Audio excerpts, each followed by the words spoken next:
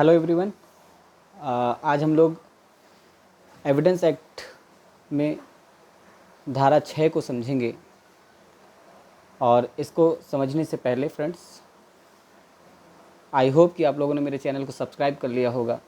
और अगर आप लोगों ने अभी तक मेरे चैनल को सब्सक्राइब नहीं किया है तो फ्रेंड्स, आप आगे बढ़ कर के मेरे चैनल को सब्सक्राइब करें और उसके बगल में बने हुए बेल आइकन को प्रेस करें ताकि मेरे द्वारा जो भी वीडियो अपलोड की जाए उसका नोटिफिकेशन आप तक पहुंचता रहे।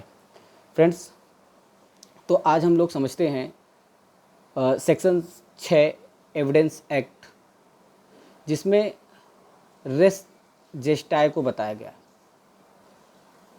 रेस जेस्टाए और बहुत ही इम्पॉर्टेंट टॉपिक है और अक्सर एग्ज़ाम में भी पूछा जाता है।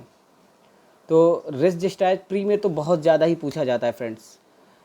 रेस जेस्टाए वो तथ्य जो फैक्ट इन इशू नहीं है परंतु फैक्ट इन इशू से इस तरह से कनेक्ट हैं कि एक ही ट्रांजैक्शन को कंप्लीट करते हैं, वह रिलेवेंट होंगे, चाहे वो एक ही टाइम पर हुए हों, चाहे वो किसी अन्य टाइम पर या किसी अन्य स्थान पर हुए हों।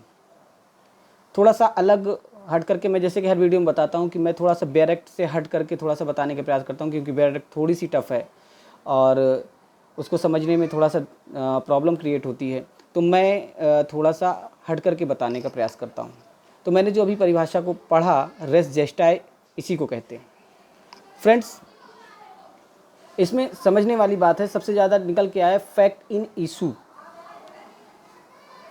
सबसे पहले हम फैक्ट इन इशू को समझेंगे। जैसे कि परिभाषा शुरू होती है, वो तथ्य जो फैक्ट इन इशू नहीं है परंतु फैक्ट इन इशू से इस तरह से कनेक्ट हैं।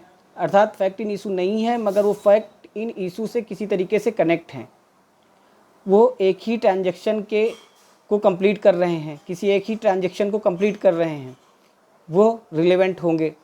ये सेक्शन 6 में कहा गया है। तो फैक्ट इन इशू को समझते हैं फ्रेंड। फैक्ट इन इशू है क्या?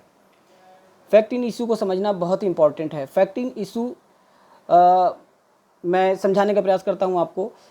जैसे एक पक्ष न्यायालय में उपस्थित हुआ और वो उपस्थित होने के बाद में वो यह कहता है कि मैं डॉक्टर हूँ। सपोज दैट उसने कहा मैं डॉक्टर हूँ। उसने अपना एक फैक्ट प्रोड्यूस किया कोर्ट में, मगर सामने वाली पार्टी कहती है नहीं, ये डॉक्टर नहीं है, ये तो बिजनेसमैन है।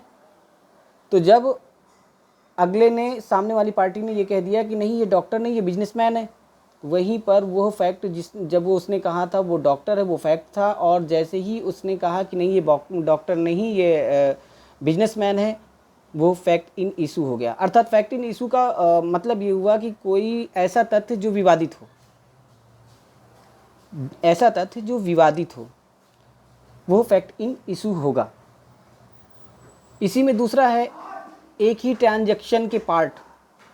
इसे भी समझना बहुत ही ज़रूरी है, बहुत इंपॉर्टेंट है। एक ही ट्रांजैक्शन के पार्ट कैसे होंगे? एक ही ट्रांजैक्शन के पार्ट इसलिए कहा गया है, जैसे कोई घटना घटित हुई। सपोज दैट ए ने बी को किसी स्थान पर मारा, वहाँ उस स्थान पर ए ने बी को मारा, उससे पहले ए और बी के बीच में क्या बातें हुई थी, वहाँ पर और कौन कौन लोग थे, उन लोगों ने भी देखा होगा, किस बात को लेकर के दोनों के बीच में विवाद पैदा हुआ था। इन सब चीज़ें, जो जितनी भी चीज़ें हैं, ये सारी की सारी चीज़ें उस घटना से जुड़ी हुई हैं, वो सेम ट्रांजैक्शन का पार्ट। तो रेस जेस्टाए यही बात कहता है कि वो तथ्य जो फैक्ट इन इशू नहीं है परंतु फैक्ट इन इशू से इस तरह से कनेक्ट हैं कि एक ही ट्रांजैक्शन के पार्ट, वो रिलेवेंट होंगे। तो फ्रेंड्स, आशा करता हूं कि आप लोगों को फैक्ट इन इशू समझ में आया होगा और सेम ट्रांजैक्शन भी समझ में आया होगा। इसमें अब कुछ केस लॉ हैं, उसको समझने का प्रयास करते हैं। रटन वर्सेस क्वीन एक केस लॉ था। इसमें जो है, एक लेडी ने फ़ोन किया पुलिस स्टेशन और फ़ोन करने के बाद कहा मुझे मेरी जान को खतरा है, और उसके बाद में फ़ोन कट गया। उसके हस्बैंड द्वारा उसका मर्डर किया गया था।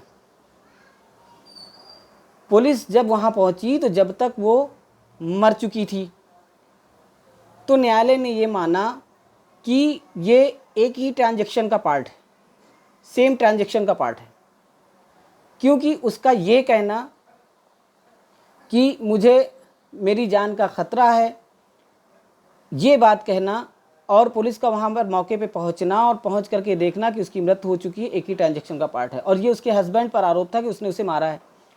हस्बैंड का कहना था डिफेंस में कि हस्बैंड ने ये बात बताई कि फ्रेंड्स, उसने ये कहा कि वो जो बंदूक थी वो अचानक अपने आप चल गई।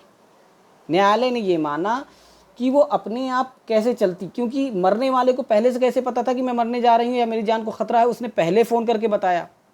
इसलिए इस केस में इसे माना गया कि ये रेस जेस्टाय है। न्यायालय ने इसको माना और उसका डिफेंस जो है वो कैंसिल हुआ। इसी तरीके से इसमें एक केस लॉ और है, आर वर्सेस बेडिंगफील्ड। फ्रेंड्स, इसमें इस केस लॉ में, इस विधि व्यवस्था में कोर्ट ने रेस जेस्टाय नहीं माना, क्योंकि जो एक्ट हुआ था, मैं अभी बताने जा रहा हूँ, जो एक्ट हुआ था वो सेम ट्रांजैक्शन नहीं था, एक सेम ट्रांजैक्शन नहीं हुआ था। अर्थात इसमें ये हुआ था कि एक लेडी जो है वो घर के बाहर दौड़ती हुई आती है, जिसका गर्दन कटा हुआ होता है, गला कटा हुआ होता है, और वो अपनी आंटी से आकर कहती है, देखिए आंटी, बेडिंगफील्ड ने मेरा क्या हाल कर दिया।